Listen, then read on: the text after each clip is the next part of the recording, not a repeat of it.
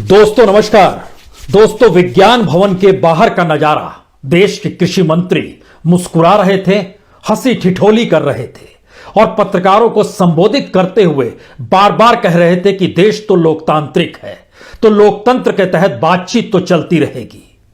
उसी विज्ञान भवन के बाहर जब किसान निकले तो उनमें गुस्सा था, आक्रोश था इस बात को लेकर कि जिस सरकार को हमने बनाया है वो सरकार यह कह रही है कि हम अदालत में चले जाएं। और यकीन जानिए, पहली बार शायद भारत के इतिहास में यह पहला मौका है जब आंदोलन करने वाले लोग ही कह रहे हैं अदालत का दरवाजा नहीं खटखटाएंगे, सुप्रीम कोर्ट नहीं जाएंगे। इसके मतलब क्या है? इसके मतलब क्या यह है कि सरकार पर भरोसा नहीं और सरकार के मातहत क्या इस देश की जुडिशरी भी चल पड़ी है, इसीलिए सुप्रीम कोर्ट पर भी भरोसा नहीं? क्या यह लकीर खींची जा सकती है? या फिर जिस तरीके से आज किसान नेताओं ने बाहर निकलकर साफ तौर पर इस बात का जिक्र किया कि दरअसल हमने जिसे चुना है फैसला हमें उसी से चाहिए, या फिर यह आंदोलन चलता रहेगा चाहे जान चली जाए। इसके मतलब क्या है? यह मतलब बहुत साफ है कि भारत की राजनीतिक व्यवस्था इतनी सड़ गल चुकी है कि अब उसे परिवर्तन करने की जरूरत है।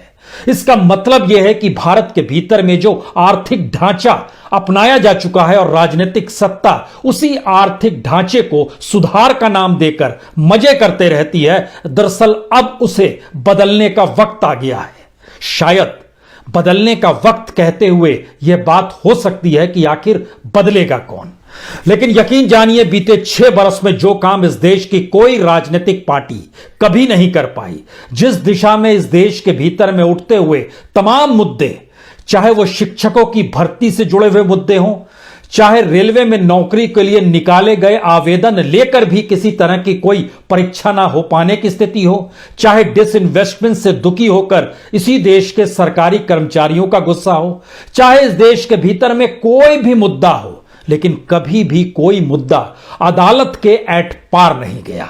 यानी अदालत बीच में बार बार इसलिए आ जाती रही क्योंकि भारत वाकई एक लोकतांत्रिक देश है, जहां पर यह माना जाता है कि कार्यपालिका, विधायिका और न्यायपालिका में एक समन्वय भी है और एक चेक एंड बैलेंस भी है। लेकिन बीते 6 बरस का सच आज पहली बार विज्ञान भवन के बाहर निकले हुए किसान नेताओं के जुबान पर आ ही गया, जब उन्होंने खुले तौर पर कहा हम अदालत में नहीं जाएंगे, सुप्रीम कोर्ट में क्या सुनवाई हो रही है होने दीजिए, हम उस दिशा में नहीं देखेंगे। यानी कहीं ना कहीं देश के भीतर अविश्वास की स्थिति मौजूदा राजनीतिक सत्ता के क्रियाकलापों को लेकर अब जुडिशरी को भी अपनी जद में ले चुकी है। और हमें लगता है कि जुडिशरी की परिस्थिति क्या है और खासतौर पर सुप्रीम कोर्ट और वहां पर जस्टिसों की स्थिति क्या है, यह शायद पूर्व चीफ जस्टिस रंजन गोगोई की परिस्थितियों से समझा जा सकता है। कोई चीफ जस्टिस रिटायर होने के चंद महीनों के बाद अगर संसद में पहुंच जाए और संसद में नॉमिनेट करने की स्थिति में वही राजनीतिक सत्ता रहे जिसके हक में उससे पहले तमाम राजनीतिक फैसले आ गए हों, राजनीतिक फैसले यानी उन फैसले का राजनीतिक चेहरा सत्ता के अनुकूल हो, चाहे वो राम मंदिर का फैसला हो, चाहे वह अपने तौर पर राफेल का फैसला हो, चाहे वह धारा 370 आर्टिकल 370 को लेकर या हैबियस कॉर्पस जो कश्मीर को लेकर वहां पे जो काम कर रहा था उसको लेकर फैसला हो, सबरीमलई का जो फैसला आया, या फिर जो एनआरसी को लेकर सरकार की तरफ एक लंबी फहरिस्त है। यह एक ऐसी फहरिस्त है जिसमें इस बात को लेकर पहली बार सवाल उठा था कि अगर पूर्व जस्टिस संसद पहुंच जाते हैं चंद महीनों के भीतर में तो क्यों ना माने जाएं कि उस दौर में दिए गए उनके तमाम फैसले राजनीति से प्रभावित थे। और शायद सुप्रीम कोर्ट की भीतर से निकलती हुई अनुगंज भी इसी दौर में किसान आंदोलन को लेकर क्या कह रही थी। 24 घंटे पहले सुप्रीम कोर्ट को इस बात पर दुख था कि दरअसल किसान आंदोलन में बड़ी तादाद में लोग हैं तो कहीं कोरोना ना फैल जाए, यानी महामारी इस देश के भीतर है, कहीं वो ना फैल जाए। यानी जो संविधान के तहत इस देश में एग्रीकल्चर स्टेट के हिस्से में आता है, संविधान के तहत जीने का अधिकार और न्यूनतम मजदूरी तक की स्थिति संविधान में दर्ज है, दरअसल उस पर से सुप्रीम कोर्ट ने आंखें बंद क्यों कर रखी है। और यह कोई अभी का मसला नहीं है, प्रवासी मजदूरों से जब आप शुरू होंगे उस दौर से आपको नजर आना शुरू हो जाएगा कि दरअसल सुप्रीम कोर्ट ने आंखें वाकई बंद रखी है।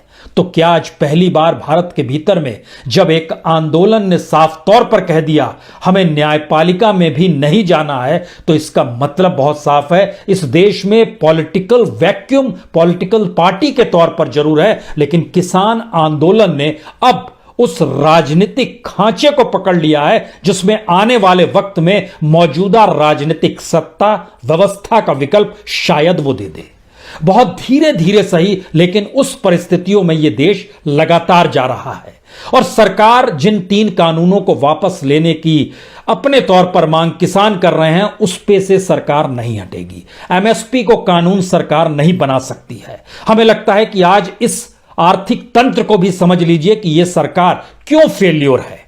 और यह सरकार अपने तौर पर किसानों को लेकर जो कानून लेकर आई है, वो बार बार कृषि सुधार तो कहती है, लेकिन उसके पीछे की वह कौन सी परिस्थिति है जिसमें बार बार यह महसूस होता है कि सरकार के हाथ बंधे हुए नहीं है, बल्कि सरकार ने एक ऐसी व्यवस्था इस देश के भीतर में बना दी है जहां पर वो पीछे हट नहीं सकती है।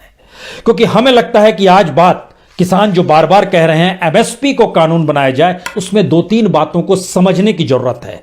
किसान नेताओं को भी यह समझना चाहिए कि आखिर ऐसी कौन सी स्थिति आ गई है। बहुत साफ तौर पे हमें लगता है कि अटल बिहारी वाजपेयी के दौर को एक बेसिक स्थिति में लेकर आए। अटल बिहारी वाजपेयी 5 साल तक 4.5 साल तक सत्ता में रहे।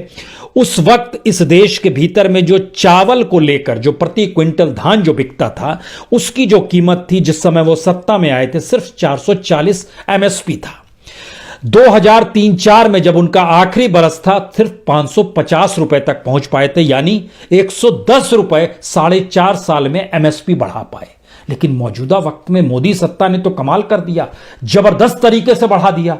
क्यों बढ़ा दिया, हम उस पर आए, उससे पहले फिर लौटिए। गेहूं, जब वाजपेयी सरकार सत्ता में आए थे 550 रुपए प्रति क्विंटल गेहूं हुआ करता था। जब वो जा रहे थे तो 620 रुपए था, यानी सिर्फ 70 रुपए बढ़े।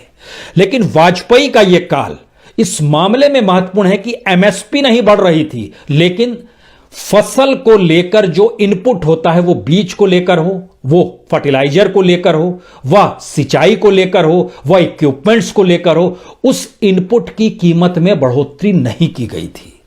और जो एमएसपी बढ़ाई जाती थी उस पे इनपुट का कोई बोझ नहीं पड़ रहा था। यह वाजपेयी सरकार। उसके बाद आइए 10 साल मनमोहन सरकार के। मनमोहन सरकार जब सत्ता में आई, उस वक्त गेहूं की कीमत उस समय 630 रुपए थी। उस समय का जिक्र कर रहे हैं 2004 का हम। और जब वो सत्ता से जा रही थी, उस वक्त कीमत जो थी गेहूं की वह तकरीबन 1400 रुपए थी, यानी 1350 रुपए।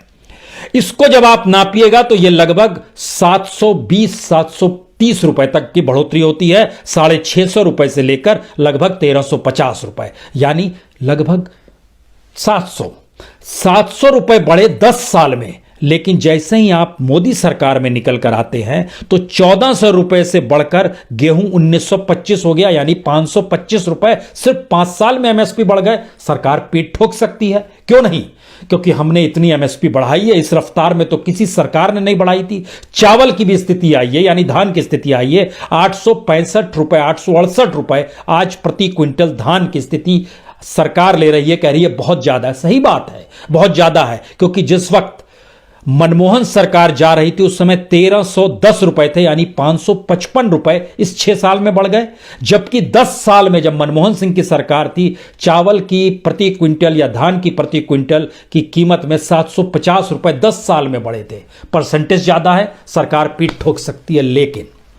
लेकिन सरकार एक हाथ से देती है तो दूसरे हाथ से उससे ज्यादा कैसे ले लेती है, इसकी स्थिति है कि जो इनपुट कॉस्ट है फसल को उगाने को लेकर, वाजपेयी सरकार में उसमें लगभग 12% का इजाफा हुआ, मनमोहन सरकार में लगभग 20% का इजाफा हुआ, लेकिन मौजूदा मोदी सरकार में उसमें लगभग 60% का इजाफा हो गया। चाहे वो डीजल हो, चाहे वो ट्रैक्टर का टायर हो, चाहे इक्विपमेंट्स क्रशर ही क्यों ना हो, कोई भी चीज ले लीजिए, चाहे वो गुणवत्ता वाला बीज क्यों ना हो, चाहे वो यूरिया ही क्यों ना हो, कुछ भी आप फर्टिलाइजर के तौर पर ले लीजिए और उनकी कीमतों को देखिएगा तो 60% इनपुट में इजाफा होता है। और आप रफ्तार बढ़ा देते हैं कि पिछली सरकारों की तुलना में हमने 30% ज्यादा बढ़ाया है।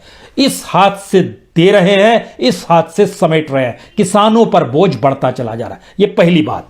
दूसरी बात, दुनिया के बाजार में लगातार अनाज की कीमत कम हो रही है। सरकार के हाथ पांव फूले हुए हैं कि अगर उसने एमएसपी को कानून बना दिया तो उसके बाद उसको बाकी जगहों पर भी सब्सिडी बढ़ानी होगी। फर्टिलाइजर पे सब्सिडी बढ़ानी होगी, बीज पर सब्सिडाइजर बढ़ानी होगी, और उस पे उसको खरीद भी करना होगा, क्योंकि प्राइवेट प्लेयर्स नहीं खरीदेंगे। प्राइवेट प्लेयर अगर इस देश में गेहूं, चावल, दाल नहीं खरीदे और अंतर्राष्ट्रीय बाजार में अगर वो सस्ता है वो वहां से ही उठा ले और वो यहां पर बेचने लगे तो भारतीय कृषि व्यवस्था कोलैप्स कर जाएगी। क्योंकि सरकार की इतनी हैसियत नहीं है कि सरकार अपने तौर पर इतना बोझ उठा सके जो सरकार जिक्र कर रही है। सरकार का कहना है 23 फसल एमएसपी पे खरीदेंगे, 15 लाख करोड़ का बोझ पड़ेगा। अभी कितना पड़ता है? तकरीबन 2 लाख करोड़। 2 लाख करोड़ भी नहीं कहिए, 1,80,000 करोड़ का बोझ पड़ता है, जो कि इस महामारी के दौर में थोड़ा सा बढ़ा है। वो लगभग 2.25 लाख करोड़ तक हुआ है। यानी सरकार किसानों के एमएसपी के लिए 15 लाख करोड़ का बोझ 23 फसलों के जरिए, सिर्फ चावल गेहूं नहीं उठाना चाह रही है। पहली बात ये हो जाएगी। यानी विश्व बाजार में अगर अनाज की कीमत कम हो रही है तो यहां का प्राइवेट प्लेयर मुनाफे के लिए आ रहा है।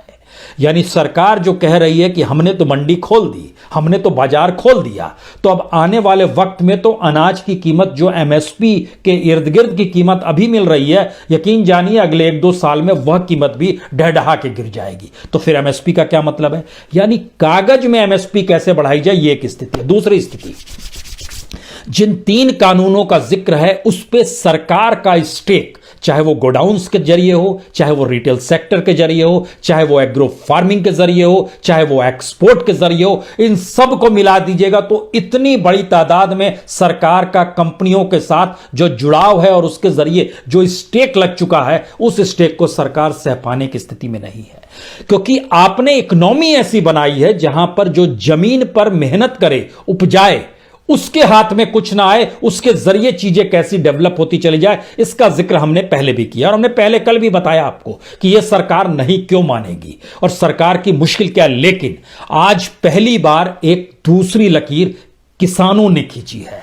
इस बात का जिक्र इस देश के भीतर में बार बार होता रहा है कि कोई भी फैसले में सरकार अटकती है तो कहती है अदालत तो है ना, अदालत का दरवाजा खटखटा लीजिए। और हमें लगता है कि अदालत तो है ना और अदालत का दरवाजा आप खटखटा लीजिए, तो क्या अदालतों की भी साख खत्म हो चुकी है और जनता अब सीधे अपने तौर पर अपनी मांगों के साथ सरकार को या तो मनवाएगी या फिर वो राजनीतिक विकल्प इस देश में खड़ा कर देगी। क्योंकि एक लंबे वक्त तक जब आंदोलन चलता है तो सवाल ये नहीं है कि जो बिहार में बैठे हुए हैं, जो झारखंड में बैठे हैं, जो पश्चिम बंगाल में किसान बैठे हैं, जो उड़ीसा में बैठे हैं, जो तमिलनाडु में है, जो कर्नाटक में, वो किसानों पर प्रभाव ना पड़े, ऐसा होता नहीं है।